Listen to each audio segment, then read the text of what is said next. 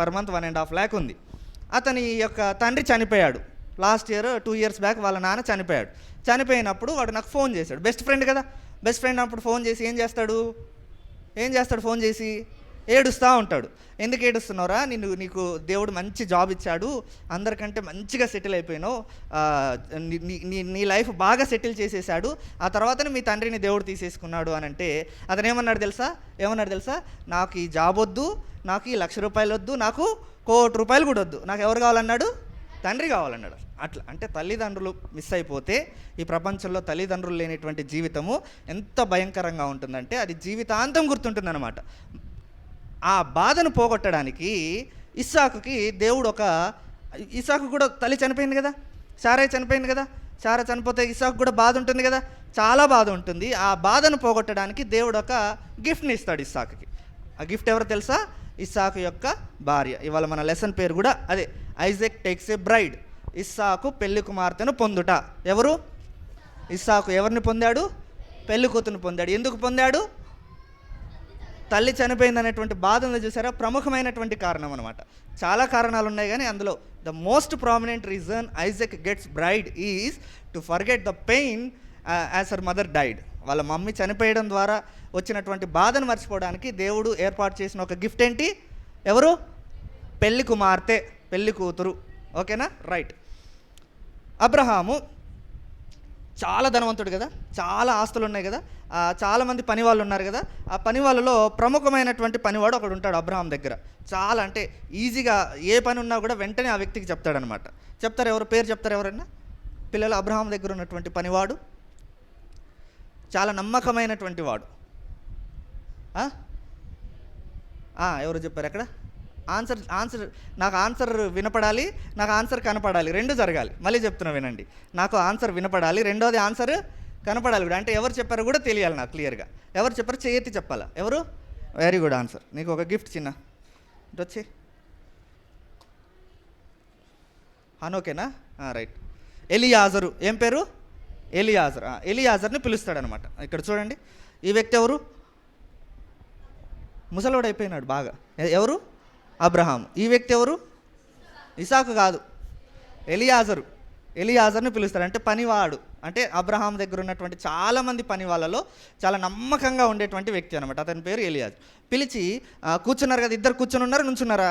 కూర్చొని ఉన్నారు. కూర్చొని ఎలియాజర్తో ఒక మాట చెప్తాడు. ఏంటంటే, నువ్వు నా కొడుకైన ఇస్సాకు కోసం ఒక పెళ్లి కుమార్తెను తీసుకొని రావాలి. అది కూడా ఎక్కడి నుంచి తీసుకొని రావాలి తెలుసా? ఇప్పుడు మనం ఉంటున్నటువంటి ప్రదేశం. ఏ ప్రదేశంలో ఉన్నారు ఇప్పుడు వాళ్ళు? కనానులో ఉన్నారు కదా. కనానులో ఉన్నటువంటి స్త్రీ వద్దు నాకు, కనానులో ఉన్నటువంటి పెళ్లి కూతురు వద్దు. ఎక్కడున్న స్త్రీ కావాలి తెలుసా? మా సొంత ఊరు ఉంది చూసావా? ఏ ఊరు? అబ్రహాం యొక్క సొంత ఊరు. వెరీ గుడ్, గుర్తుపెట్టుకున్నారు. ఊరు అనేటువంటి ప్రాంతం దగ్గర ఎవరైనా పర్లేదు, వాళ్ళలో నుంచి ఒక పెళ్లి కూతుర్ని నా కుమారుడికి తీసుకురా అని చెప్పి ప్రామిస్ చేయించుకుంటాడు. ఏం చేయించుకుంటాడు? ప్రామిస్. తెలుగులో ఏమంటారు ప్రామిస్ని? ఒట్టు. ఆ ప్రామిస్ వేరే, ఇక్కడ ఉన్నటువంటి ప్రామిస్ వేరే. మనం కూడా పెడతాం కదా స్కూల్లో, ఒట్టు తీసి గట్టు మీద పెట్టు అని అంటారు కదా. అంటే ఉత్తుత్తి ప్రామిస్లు వేస్తారనమాట. ఇది ఉత్తుత్తి ప్రామిస్ కాదు, నిజమైనటువంటి ప్రామిస్. ఆ ప్రామిస్ నిజమైనటువంటి ప్రామిస్, అది చాలా నమ్మకంగా చేయాల్సినటువంటి ప్రామిస్ అని మనకి ఎలా తెలుస్తుంది తెలుసా? అబ్రహాం ఏం చేస్తాడు తెలుసా? కూర్చొని ఉన్నాడు కదా, కూర్చొని ఉన్న తర్వాత ఇదిగో ఈ భాగం ఏంటిది? ఈ భాగం దీన్ని ఏమంటారు? Okay, it's okay, thank you. ఈ భాగాన్ని ఏమంటారు? తొడ, అంతే కదా, తొడ. ఈ తొడ కింద ఎలియాజర్ చెయ్యి ఉంది కదా, ఎలియాజర్ చెయ్యిని తొడ కింద పెట్టుకుంటాడు అనమాట. ఇలా కూర్చున్నప్పుడు మీరు కూర్చున్నారు కదా, మీరు కూర్చున్న మీ పక్కన ఉన్నటువంటి ఫ్రెండ్ చెయ్యి తీసి తొడ కింద పెడితే ఎట్లా ఉంటుంది? అట్లా పెడతాడు అనమాట. పెట్టి అంత గట్టిగా ప్రామిస్ చేయించుకుంటాడు. ఓకేనా? ఏం చేయించుకుంటాడు? ఏమని ప్రామిస్ చేయించుకుంటాడు తెలుసా? నువ్వు నా కొడుకు ఎలాగైనా సరే ఎవరిని తీసుకురావాలి? పెళ్లి కూతుర్ని, అంటే నాకు కోడల్ని, ఇస్సాకుకి భార్యని ఖచ్చితంగా తీసుకురావాలి అనడానికి గుర్తు ఏంటి తెలుసా? ఆ ప్రామిస్ అనమాట. ఆ ప్రామిస్ ఆ రోజుల్లో తొడ కింద చేయబెట్టి ప్రామిస్ చేశారంటే అది ఖచ్చితంగా జరిగి తీరాల్సిందే, అంతే. 6 100 అయినా 100 6 అయినా ఇది జరగాలంటారు కదా. తెలుసా మీకు ఆ సామెత? 6 అంటే ఎంత సంఖ్య ఇంగ్లీష్లో? 100 అంటే 100. 6 ఎప్పుడైనా 100 అవుతుందా? కానీ ఒకవేళ అయినా కూడా నువ్వు చెప్పిన ప్రామిస్ ఏం చేయాలి? ఖచ్చితంగా చేయాలి, అంతే. అట్లుంటుంది అనమాట ఆ రోజుల్లో ప్రామిస్. ఆ ప్రామిస్ చేసి ఎలియాజర్ బయలుదేరతాడు. ఎక్కడికి బయలుదేరతాడు? ఊరు అనేటువంటి ప్రాంతంలో, ఆ చుట్టుపక్కల ఉన్నటువంటి ప్రాంతాల్లో ఎవరైనా సరే, ఓకేనా, బయలుదేరుతాడు. బయలుదేరేటప్పుడు తనతో పాటు కొన్ని గిఫ్ట్స్ తీసుకెళ్తాడు. ఎవరికి గిఫ్ట్స్? పెళ్లి కూతురికి. ఇసాకు పెళ్లి కూతురు తేవాలి కదా, కొన్ని గిఫ్ట్స్ తీసుకెళ్తాడు. అలాగనే తనతో పాటు 10 క్యామెల్స్ని తీసుకెళ్తాడు. వేటిని? క్యామెల్స్. వీడు ఉన్నాయి కదా క్యామెల్స్, నాకు 2 ఇచ్చారు కాబట్టి 2 పెట్టా. 10 ఉంటే 10 పెట్టేవాళ్ళని, ఓకేనా. క్యామెల్ ఏదైనా క్యామెల్. ఎన్ని క్యామెల్స్ తీసుకెళ్తాడు? 10 ఒంటెలను తీసుకెళ్తాడు. తీసుకెళ్ళి మెసొపొటేమియా అనేటువంటి ప్రాంతంలో నాహోరు అనేటువంటి ఏరియా దగ్గర దిగుతాడు. ఏం ప్లేస్ అది? నాహోరు. నాహోరు గుర్తుపెట్టుకోండి, చిన్నది నాహోరు గుర్తుపెట్టుకోవాలి. ఏ ఊరు అది? నాహోరు దగ్గరకు వచ్చి, నాహోరు ఊరి అవుట్స్కట్స్ అంటారు కదా, ఊరి చివర్లలో ఒక బావి ఉంటుంది అనమాట. ఇదేంటిది? బావి కదా. బావిలో ఏముంటాయి? నీళ్ళు ఉంటాయి, కప్పలు ఉంటాయి, అన్నీ ఉంటాయి కదా. నీళ్ళు ఊరి బయట ఉంటుంది బావి. ఎందుకు ఊరి బయట ఉంటుంది? ఊరు లోపల పెట్టచ్చు కదా, ఊరి బయట ఎందుకు ఉంటుంది? ఎందుకంటే ఎప్పుడు వాటర్ అవసరమైనా కూడా ఊరిలో ఉన్న వాళ్ళందరూ బయటకు వచ్చి వాటర్ తెచ్చుకోవాల్సిందే, అందరూ రావాల్సిందే. ఇంకొకటి ఏంటంటే, ఆ ఊరు చుట్టుపక్కల నుంచి ఎవరైనా దాటి వెళ్తున్నారనుకోండి, వాళ్ళకి దాహం తీర్చుకోవడానికి వాటర్ అవసరం ఉంటుంది. అందుకని బావి ఊరి బయట ఉంటుంది అనమాట, ఓకేనా.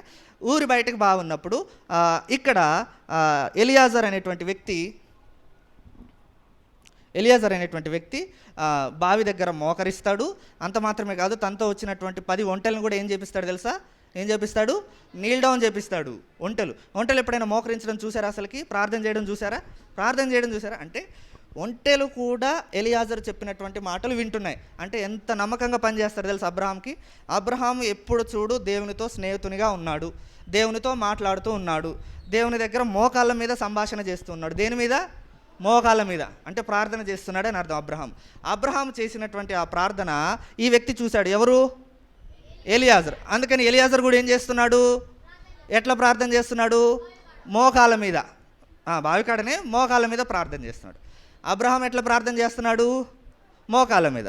అబ్రహాం యొక్క సేవకుడు ఎలియాజర్ ఎట్లా ప్రార్థన చేస్తున్నాడు? ఎవరిని చూసి? అబ్రహాంని చూసి మోకాళ్ళ మీద ప్రార్థన. ఇప్పుడు ఎలియాజర్ దగ్గర అన్ని పశువులు ఉంటాయి అన్నమాట. అన్ని పశువులకి ఈయన హెడ్ అనమాట. అన్ని పశువులు తిన్నాయా, తాగినవా, వాటికి గడ్డి వేయాలా లేదా చూసుకుంటూ ఉంటాడు. సో ఎలియాజర్ ప్రార్థన చేయడం పశువులు కూడా చూసినాయా చూడలేదా? అబ్రహాం ప్రార్థన చేయడం ఎలియాజర్ చూశాడు కాబట్టి మోకాళ్ళు వేశాడు. ఎలియాజర్ ప్రార్థన చేయడం ఏమి చూసినాయి? పశువులు చూసినాయి కాబట్టి అవేం చేసినాయి? అవి కూడా మోకరించినాయి అనమాట. మనం అబ్రహాం యొక్క జీవితంలో నుంచి నేర్చుకోవాల్సినటువంటి లెసన్స్ చాలా అంటే చాలా ఉన్నాయి. బైబుల్లో చాలా క్యారెక్టర్స్ ఉన్నాయి. అన్నిటికంటే ప్రముఖమైనటువంటి క్యారెక్టర్ అబ్రహాం. అందుకని మత్తయి సువార్త 1:1 ఎవరు ఓపెన్ చేయొద్దు, తెలిసిన వాళ్ళు చెప్పాలి. ముందు చేయెత్తండి, చేయెత్తి చెప్పాలి. మత్తయి సువార్త 1:1 చాలా చిన్న వర్స్. ఏముంటుంది చెప్తారా? చిన్నపిల్లలు ఏమైనా ట్రై చేయండి, లేకపోతే పెద్దగా ఉన్నటువంటి వాళ్ళు చూడకుండా చెప్పాలి. చార్ల్స్, మత్తయి సువార్త 1:1 అందరికీ తెలిసింది. చెప్పండి మీరు పెద్దవాళ్ళు, పిల్లల్లో.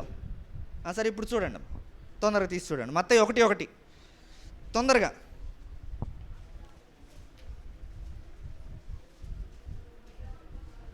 వెనకాల టీచర్ చెప్పేశారు, గట్టిగా చెప్పండి కొంచెం. అబ్రహాము కుమారుడైన దావీదు కుమారుడైన యేసుక్రీస్తు వంశావళి. అబ్రహాముకి కుమారుడు అవుతాడంట ఎవరు? దావీదుకి కుమారుడు అవుతారంట ఎవరు? యేసుక్రీస్తు. అంటే if A = B, B = C, then A = C. మీరు 8th క్లాస్ చదువుతున్నటువంటి పిల్లలు ఉంటే నేర్చుకోవచ్చు. అంటే అబ్రహాము వంశంలో నుంచి యేసు ప్రభు పుడతాడు అనమాట. ఇట్లా చూడాలమ్మా, యేసు ప్రభు పుడతాడు. అంటే అంత గొప్ప ధన్యతనిచ్చాడు అబ్రహాంకి. అబ్రహాము ఆ విధంగా మోకరించి ప్రార్థన చేయడం ఎవరు చూశారు? ఎలియాజరు చూశాడు. ఫస్ట్ ఎలియాజరు చూశాడు. ఎలియాజరు అబ్రహాము దగ్గర చూసి నేర్చుకొని తను కూడా మోకరించి ప్రార్థన చేశాడు. ఇది ఎవరు చూశారు? పశువులు చూసినాయి అనమాట. పశువులు ఎలియాజరుని చూసి మోకరించి ప్రార్థన చేశాయి. అంతే.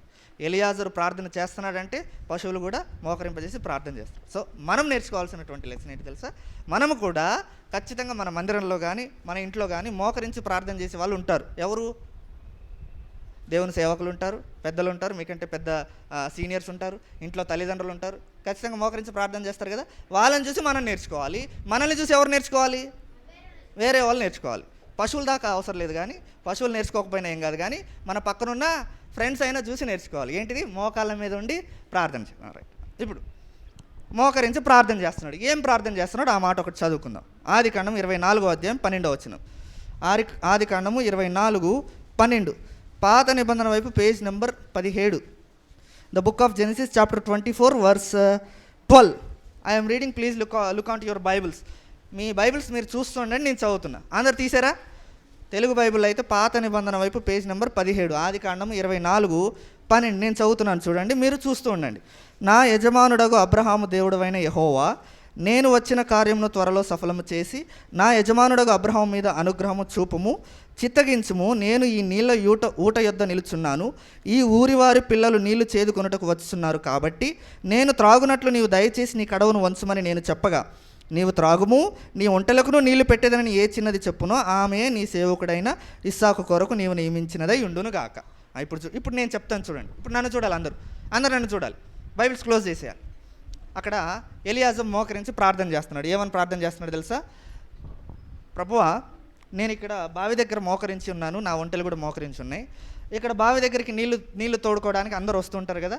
వచ్చినప్పుడు ఎవరైతే ఒక స్త్రీ తను నాకు దాహానికి నీళ్ళు ఇవ్వడం మాత్రమే కాకుండా నాతో పాటు ఏమున్నాయి, ఒంటెలు ఎన్ని ఉన్నాయి?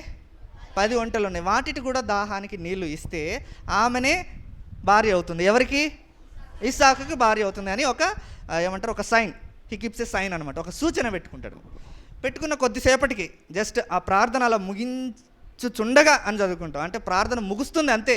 ప్రార్థన ఇంకా ఆమెను అనేలోపు ఒక స్త్రీ వస్తుంది అనమాట. ఆ స్త్రీ ఎలా ఉంటుంది తెలుసు? అక్కడ అందమైనది అని రాస్తాడు. ఇంగ్లీష్లో అయితే అందమైనటువంటి కన్యక అని ఉంటుంది. ఇంగ్లీష్ బైబిల్లో అందమైనటువంటి కన్యక అంటే she is a beautiful girl, చాలా అందంగా ఉంటుంది కదా. వచ్చిన తర్వాత ఎలియాజరు వాటర్ అడుగుతాడు. అమ్మ, నాకు దాహం అవుతుంది, వాటర్ ఇవ్వని అంటే అప్పుడు ఆమె ఏమంటుంది తెలుసా? ఏమంటుంది చెప్పండి? ఏమంటుంది? నేను నీకు మాత్రమే కాదు, వాటర్ నీకు మాత్రమే ఇవ్వను, నీతో పాటు ఎవరికి ఇస్తాను? ఒంటెలకు కూడా ఇస్తానండి. ఎన్ని ఒంటెలు ఉన్నాయి? 10 ఒంటెలు ఉంటాయి. ఇప్పుడు చెప్పండి, ఏనమ్మా? 10 ఒంటెలు ఉన్నాయి.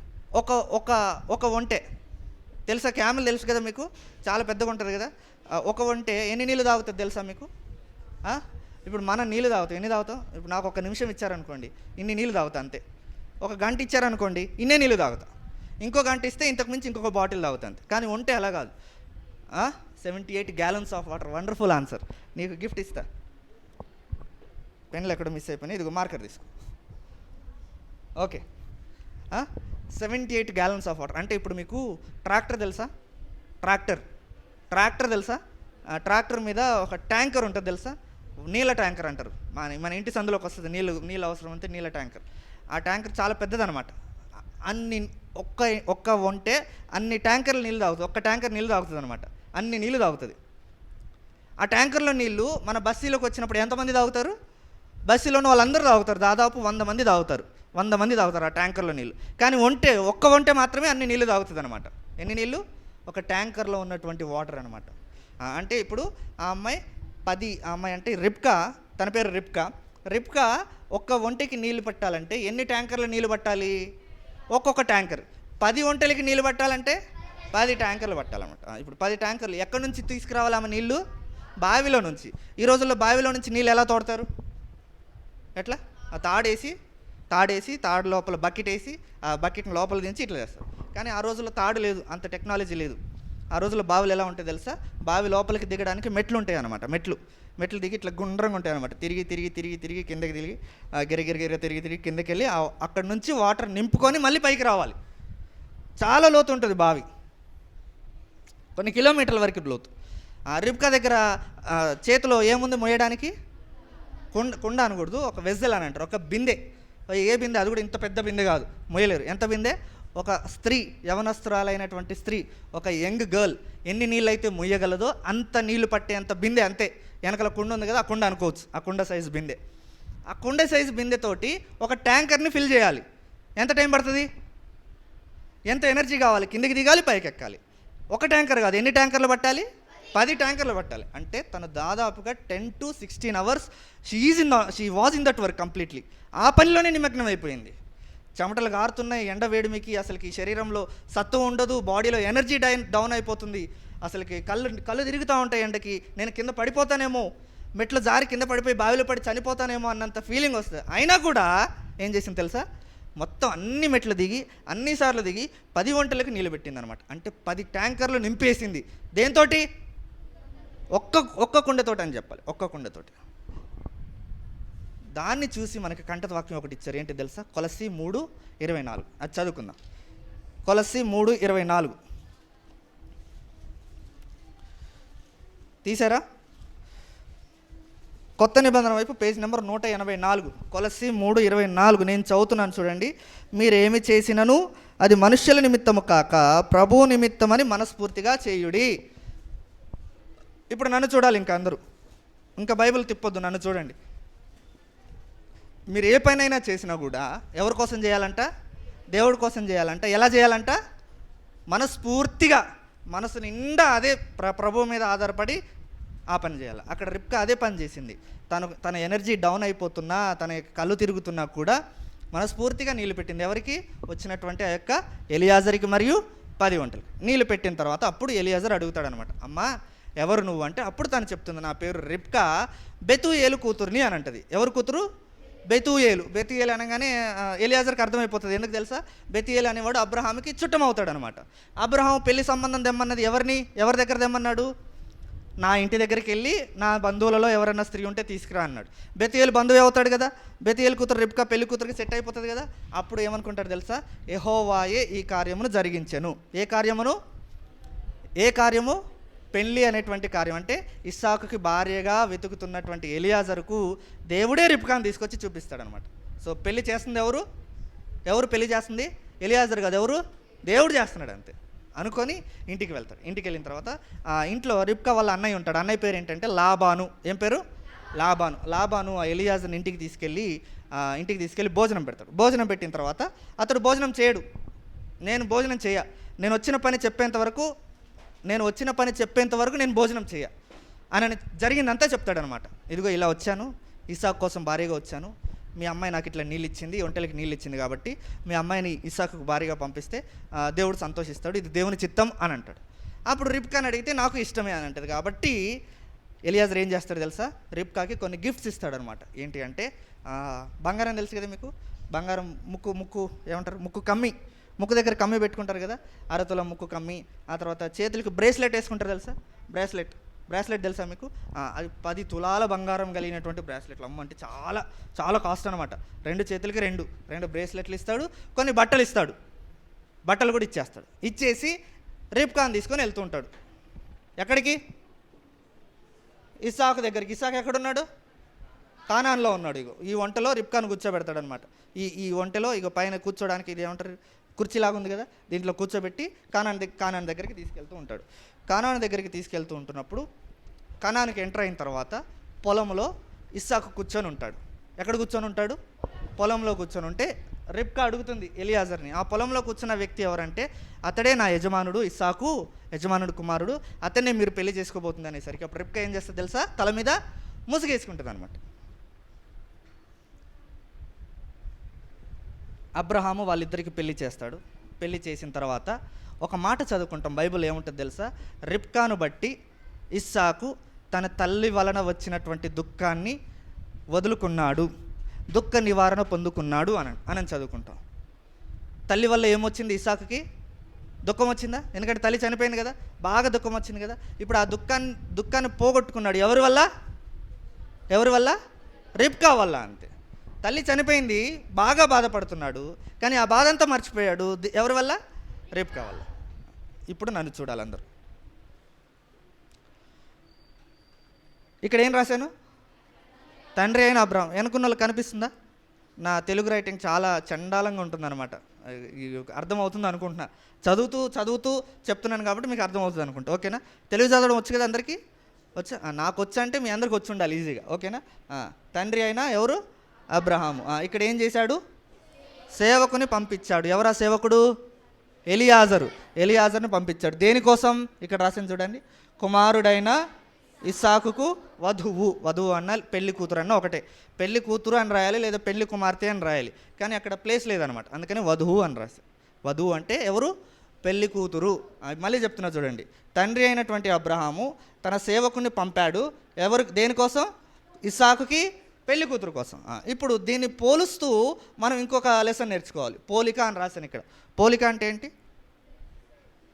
ఏంటి? సేమ్.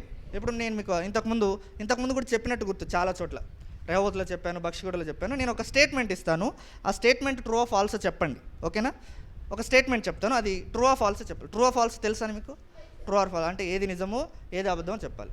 నేను ఒక స్టేట్మెంట్ ఇస్తాను, అందరికీ తెలిసిందే. బాప్తిసం ఇచ్చే యోహాను తెలుసు కదా మీకు? బాప్తిసం ఇచ్చే యోహాను బాప్తిసం ఇస్తూ ఉంటాడు కదా. యేసు ప్రభువుకి బాప్తిసం ఇచ్చాడా ఇవ్వలేదా? ఇచ్చాడు.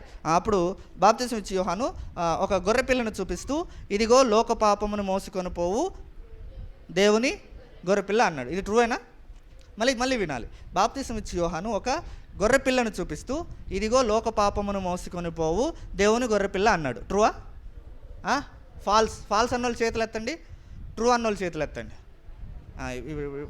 ఫాల్సా? ఎందుకు ఫాల్స్ అయింది చెప్పు, పర్లేదు, ఏం భయపడద్దు. మరి ట్రూ ఏంటి? ఇందాక ఫాల్స్ అన్నోళ్ళు చేతులు ఎత్తండి. ఎవరు? నువ్వు కాదులే, రెహబోతులు కాదు. ఇంకా ఫాల్స్ అన్నోళ్ళు వెనకాల చేతులు ఎత్తారు కదా, సిస్టర్స్ ఎవరమ్మా? టీచర్లు వద్దులేమ్మా, పిల్లలే. ఫాల్స్ అన్నోళ్ళు చేతులు ఎత్తాలి. ఇందాక ఎత్తారు కదమ్మా, ఇందాక ఎత్తి. ఇప్పుడు మిమ్మల్ని చూస్తే నేను గుర్తు తెచ్చుకుంటున్నా తెలుసా? టీచర్ అడిగిన వెంటనే ఫాల్స్ అంట లేదా ట్రూ అంట. ఫాల్స్కి చేతులు ఎత్తానంటే ఎత్తుతా, ట్రూకి చేతులు ఎత్తానన్నా కూడా ఎత్తుతా నేను. అట్లే ఉన్నారు, ఇందాక ఎత్తారు, ఇప్పుడు దించుతున్నారు మళ్ళీ. అంటే మరి ఇప్పుడు ట్రూ అన్నోళ్ళు చేతులు ఎత్తండి. మీరు కూడా దేనికి ఎత్తరా? Okay, very good, nice to meet you. False అన్నోళ్ళు చెప్పు చిన్న, ఎందుకు ఫాల్స్ అయింది, ట్రూ ఏంటి చెప్పు స్టీఫెన్.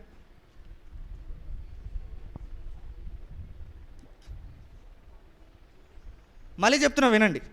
బాప్తిసం ఇచ్చే యోహాను ఒక గొర్రె పిల్లను చూపిస్తూ, ఇదిగో లోక పాపమును మోసుకొని పోవు దేవుని గొర్రెపిల్ల అన్నాడు. ట్రూవా ఫాల్సా? ఫాల్స్. ట్రూ ఏంటి మరి? Very good. గొర్రెపిల్లను చూపిస్తూ అనలే బాప్తిసం ఇచ్చే యోహాను. ఎవరిని చూపించాడు? ఏసైని చూపించాడు. ఏసై అట్లా కొండ మీద నుంచి నడుచుకుంటూ వస్తున్నాడు బాప్తిసం తీసుకోవడానికి. వస్తుంటే యోహాను ఇక్కడ ఉన్నాడు నీళ్ళల్లో. ఏమనాలి తెలుసా? ఇదిగో లోక పాపమును మోసుకొని పోవు దేవుని కుమారుడైన క్రీస్తు అనాలి. కానీ ఏమన్నాడు తెలుసా? లోకపాపను మోసుకుని పోవు దేవుని గొర్రెపిల్ల అన్నాడు. అంటే ఇప్పుడు చెప్పండి, గొర్రెపిల్లని ఎవరితో పోల్చాడు అక్కడ? యేసు ప్రభుతో. వారు ఆ బండలోని నీళ్లను త్రాగిరి. ఆ తర్వాత ఆ బండ క్రీస్తే. బండను ఎవరితో పోలుస్తాడు? క్రీస్తుతో పోలుస్తాడు. దాన్ని పోలిక భాష అంటారు. బైబిల్లో కొన్నిటిని కొందరితో పోలుస్తాడనమాట. ఆ పోలిక చదువుకుంటేనే వాక్యం అర్థమవుతుంది. ఇక్కడ కూడా ఈ ముగ్గురిని దేవుడు ఇంకొక ముగ్గురితో పోలుస్తాడనమాట. ఆ పోలికని చదువుకోవాలి. తండ్రి అయిన అబ్రహాం అంటే నిన్న సృజనక్క చెప్పింది క్లాసులో. తండ్రి అయిన అబ్రహాం ఎవరికి గుర్తు? తండ్రి అయిన దేవుడికి పోలిక. అట్లాగనే సేవకుని పంపించాడు ఎలియాజర్ని. ఎలియాజర్ ఇక్కడ ఎవరికి గుర్తు?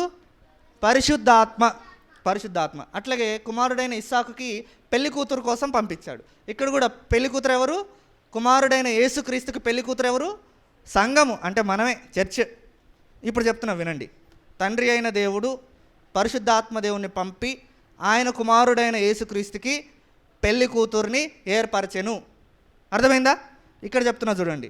తండ్రి అయిన అబ్రహాము తన సేవకుని పంపి కుమారుడైన ఇస్సాకుకి పెళ్లి కూతుర్ని ఏర్పరిచాడు. ఇక్కడ చూడండి, తండ్రి అయిన దేవుడు పరిశుద్ధాత్మ దేవుణ్ణి పంపి కుమారుడైన యేసుక్రీస్తుకి పెళ్లి కూతుర్ని ఏర్పాటు చేశాడు. ఇప్పుడు చెప్పండి, తండ్రి అయిన అబ్రహాం ఎవరికి గుర్తు? తండ్రి అయిన దేవుడికి. ఎలియాజర్ ఎవరికి గుర్తు? పరిశుద్ధాత్మ దేవుడికి. ఇక్కడ కుమారుడైన ఇస్సాకు ఎవరికి గుర్తు? యేసుక్రీస్తుకి. ఇక్కడ పెళ్లి కూతురైన రిబ్కా ఎవరికి గుర్తు? సంఘానికి. అంటే సంఘం అంటే మనం.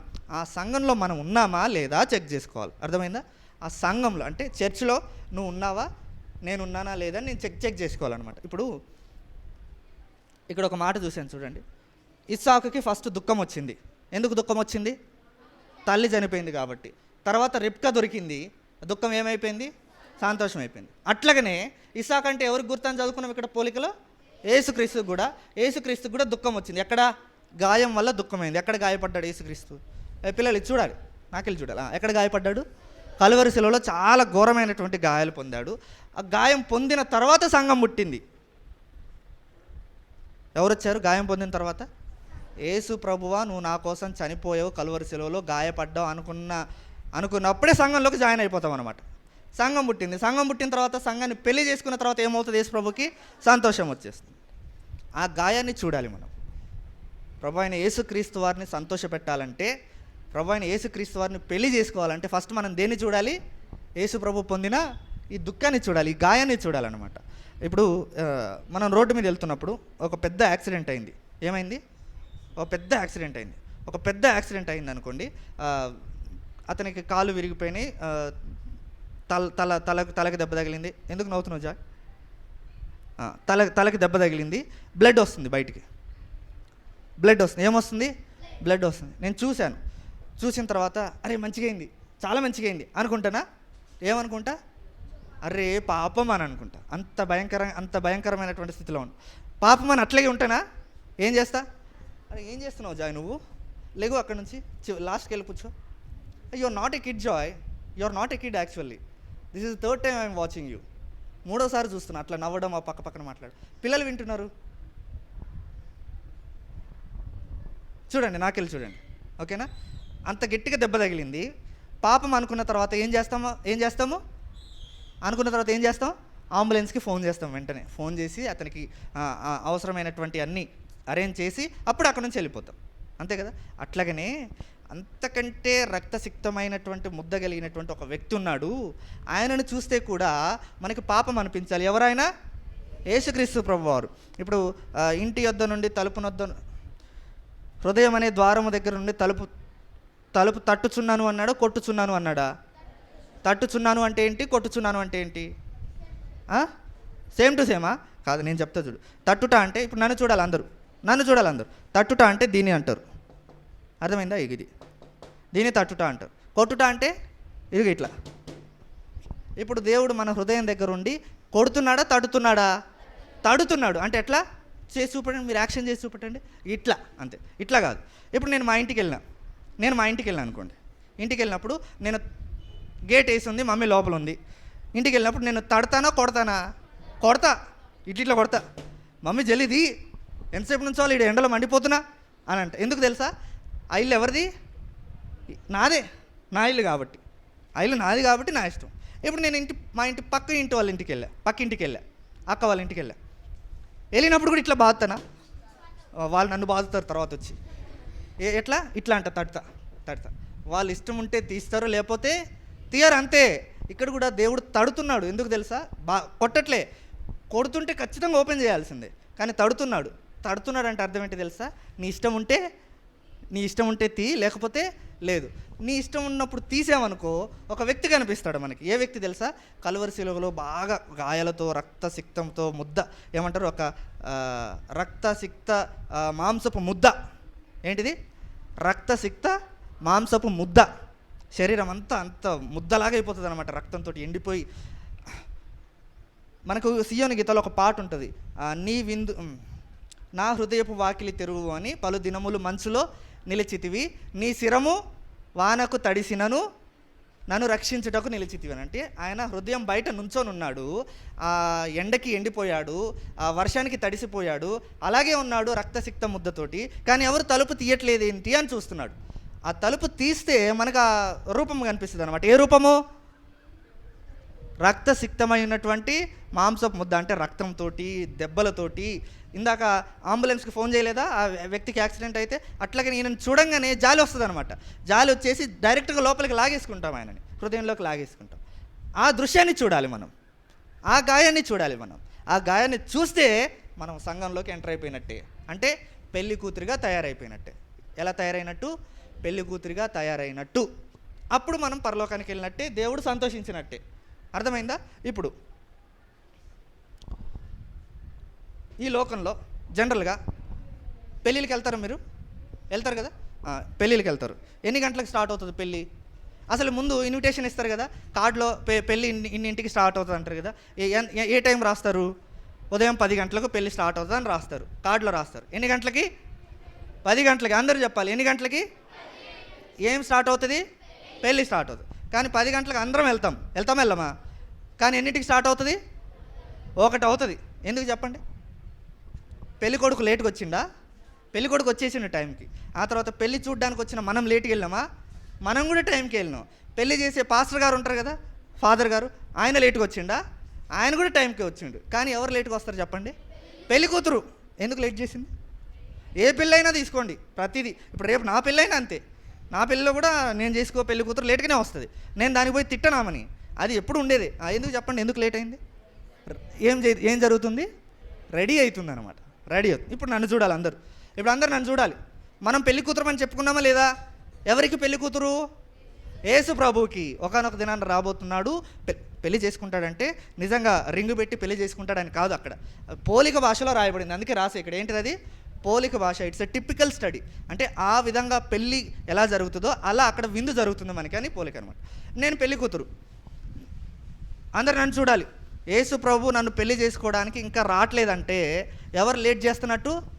పెళ్లి కూతురు. ఎందుకు? నేను ఇంకా రెడీ కాలే, నువ్వు కూడా ఇంకా రెడీ కాలే, నువ్వు కూడా ఇంకా యేసు ప్రభు యొక్క గాయాన్ని చూడలే, చూసినా కూడా ఇంకా తలుపు తీయలే, అలాగే వదిలేస్తున్నావు.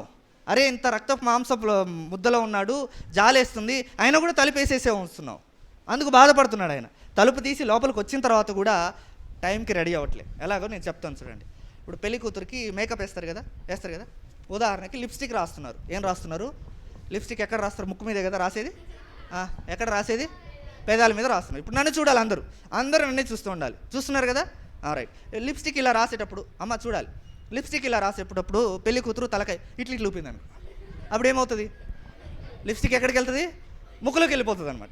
ఆ తర్వాత కంటికి ఇంకొకటి రాస్తారు. ఏం రాస్తారు? ఐటెక్స్. అబ్బా మీరు ఏమన్నా ఉన్నారు ఆడపిల్లలు, వీళ్ళు ఎవరు చెప్పలే నాకు ఆన్సర్. ఇక్కడ జమ్మని వచ్చిన ఆన్సర్. ఇందాక అదేంటి రెఫరెన్స్ అడిగితే మాత్రం తీయలేదు, చెప్పలేదు క్వశ్చన్స్. ఈ క్వశ్చన్ మాత్రం ఈజీగా. ఓకే సరే, ఫ్యూచర్లో మీకు అవసరం, ఇక్కడ ఉన్నటువంటి వాళ్ళకు కూడా అవసరమే. రైట్. అంటే మీరు రాసుకోవాలని కాదు, మీకు ఫ్యూచర్లో అవసరమైనటువంటి భాగస్వామి వచ్చినప్పుడు. ఓకేనా? కళ్ళకి ఏం రాస్తున్నారు? ఐటెక్సా ఐలిడ్సా నాకు తెలియదు నిజంగా. నాకు ఐటెక్స్ అని తెలుసు, ఈవైఈటిఈఎక్స్. మీరేమన్నారు? స్పెల్లింగ్ చెప్పవా? ఈవైఈ స్పెల్లింగ్ తెలీదా? సర్లే ఏదో ఒకటి కాటుక అనుకుందాం తెలుగులో. ఇక ఆ కాటుకనో ఏదో రాస్తున్నారు. అప్పుడు పెళ్లి కూతురు తలక ఇట్లా ఊపింది అనుకోండి. అప్పుడు ఎక్కడికి వెళ్తుంది కాటుక? చెవిలోకి వెళ్తుంది. అట్లు సరే చూడు, చెవిలోకి వెళ్తుంది. అట్లాగనే రెడీ అయింది, అట్లాగనే ముసుగేసుకుంది, అట్లాగనే పెళ్ళిలోకి వచ్చింది కదా. పెళ్ళిలోకి వచ్చిన తర్వాత సేవకుడు పెళ్లి చేస్తున్నాడు. చేస్తూ పెళ్లి కూతురుని పైకి తీసుకొచ్చిన తర్వాత ఫస్ట్ ముసుగు తీసేది ఎవరు? పెళ్లి కొడుకు. నేనే అనుకోండి, నా వైఫ్ వచ్చింది అనుకోండి, పెళ్లి చేసుకోవడానికి వచ్చింది ఫస్ట్ ముసుగు తీయాల్సింది నేనే కదా. తీసిన తర్వాత ఏం చేస్తా తెలుసా? చిచి అని వేసేస్తా కిందికి. చిచి అని ఏం చేస్తా? ముసుగు కిందికి. ఎందుకు? సరిగ్గా రెడీ కాలే. ఆమె చాలా లేటుగా వచ్చింది, అది కూడా రెడీ కాకుండా వచ్చింది. అందుకని పెళ్లి కొడుకు ఏమంటాడు తెలుసా? ముసుగు కిందికి వేసేస్తాడు. ముసుగు కిందికి వేస్తే పెళ్ళి జరగనట్టే. పెళ్ళి జరగకపోతే ఎంత అవమానం తెలుసా పెళ్లి కూతురికి? పెళ్లి పీటల మీద, అంటే పులిపీట మీద నుంచున్నటువంటి పెళ్లి కూతురు అక్కడ దాకా పెళ్లి దాకా వచ్చి అక్కడ పెళ్లి జరగలేదు అనుకోండి, ఎంత బాధపడుతుంది తెలుసా? ఇందాక తల్లిదండ్రులను కోల్పోతే ఎంత బాధ వస్తుందో అంత బాధపడుతుంది అనమాట. అలా బాధ వచ్చేటట్టు చేస్తున్నాం మనం పెళ్లి కూతుర్లం. ఎవరికి? ప్రభువైన యేసుక్రీస్తుకి. ఎందుకంటే సరిగ్గా రెడీ అవ్వకపోవడానికి కారణం మనమే. అంటే రిబ్కా ఎలియాజర్ నుంచి కొన్ని గిఫ్ట్స్ తీసుకుంది. ఏంటి ఆ గిఫ్ట్స్ చెప్పండి? బంగారు కమ్మి, బ్రాస్లెట్, కొన్ని వస్త్రాలు. అవి ధరించుకుంది కాబట్టి పెళ్లి కొడుకును గుర్తుపట్టింది. దేవుడు కూడా మనకు కొన్ని గిఫ్ట్స్ ఇచ్చాడు. అందులో ప్రముఖమైనటువంటి గిఫ్ట్ ఏంటి తెలుసా? ఇగో దేవుని యొక్క వాక్యం. ప్రముఖమైనటువంటి గిఫ్ట్ దేవుని యొక్క వాక్యం. ఈ వాక్యాన్ని సరిగ్గా చదివితే దేవుని యొక్క గాయం మనకు కనపడుతుంది. ఈ వాక్యాన్ని సరిగ్గా చదవలేదనుకో గాయం మనకి కనపడదు అనమాట. ఈ వాక్యాన్ని సరిగ్గా చదవట్లేదు కాబట్టి మనం సరిగ్గా రెడీ అవ్వడం లేదు. అర్థమవుతుందా? మనం సరిగ్గా రెడీ అవ్వకపోవడానికి రీజన్ ఏంటి? వాక్యాన్ని సరిగ్గా చదవకపోవడం. ఇంకొక గిఫ్ట్ ఉంది. Prayerless Christian is a వెపన్లెస్ soldier అని అంటారు. ఏంటి?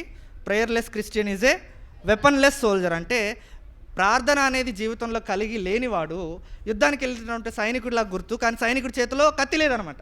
సైనికుడి చేతిలో ఏముండాలి? ఎప్పుడు కత్తి ఉండాలి. యుద్ధం చేసేటప్పుడు కత్తి లేకపోతే ఏమవుతుంది? చచ్చిపోతాడు అంతే. అట్లా ఉంటాం మనము. సో దేవుడు మనకి ఇచ్చిన ప్రముఖమైన గిఫ్ట్స్ ఏంటి తెలుసా? వాక్యము, ప్రార్థన. వీటితోటి మనల్ని రెడీ చేసుకోవాలి. పరిశుద్ధాత్మ దేవుడు రెడీ చేస్తూ ఉంటాడు. పరిశుద్ధాత్మ దేవ నువ్వు నన్ను రెడీ చేయి. ప్రభువైన యేసుక్రీస్తు వారి యొక్క గాయాన్ని చూసేటట్టు సహాయం చేయి. ప్రభువైన యేసుక్రీస్తు వారిని నా యొక్క హృదయంలోనికి ఆహ్వానించడానికి నువ్వే కృప చూపించు అని ప్రార్థన చేయాలి. ఏమని చేయాలి? ప్రభువైన యేసుక్రీస్తు యొక్క గాయాన్ని చూడాలి. అది చూచేటువంటి భాగ్యాన్ని నాకు ఇవ్వు. హృదయం అనేటువంటి తలుపును తెరవాలి. అప్పుడు ఎవరు కనిపిస్తారో తెలుసా మనకి? ప్రభువైన యేసుక్రీస్తు వారి యొక్క రూపం ఎలా కనిపిస్తుంది? రక్తముతోటి మాంసములాగా అతి దీనమైనటువంటి స్థితిలో ఉంటాడు అనమాట. అతన్ని చూస్తే మనం లోపలికి లాగేసుకుంటాం. అలా లాగుకోవడానికి పరిశుద్ధాత్మ దేవుడు మనకి సహాయం చేయనుగాక. దేవుడు తన మాటల్ని దీవించునుగాక. కళ్ళు మూసుకోండి, ప్రార్థన చేసుకుందాం.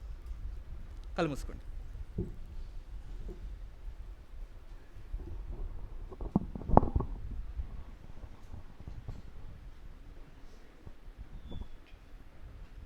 మోకరించలేదు ఎవరు? కళ్ళు మూసుకోవాలి.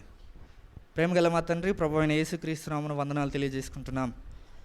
ఈ విధంగా జూనియర్ క్లాస్లో ప్రభువా తండ్రి వెత్తబడినటువంటి ప్రతి మాటను మీరే దీవించండి, ఆశీర్వదించండి, ఫలింపజేస్తూ రావాల్సిందిగా ప్రార్థిస్తున్నాం. వారి యొక్క జీవితాల్లో యొక్క వాక్యాన్ని నెమరు వేసుకున్న వారే రేపు కావాలే సిద్ధపడినటువంటి వధువుగా ఉండడానికి మీరే సహాయం చేయమని, ప్రభువా తండ్రి గ్రూప్ లెసన్లో కూడా మీరే కృప చూపించమని యేసుక్రీస్తు నామమున ప్రార్థించి అడిగి వేడుకుంటున్నాము తండ్రి, ఆమెన్. సరే, లేచి ఎవరి గ్రూప్లకు వాళ్ళకి వెళ్ళండి. చిన్నగా వెళ్ళండి. ఒక బాక్సులు నిన్న అందరు కింద పడేసుకున్నారు, చిన్నగా తీసుకోండి boxes. Box number 9, junior box number 9 నా దగ్గరికి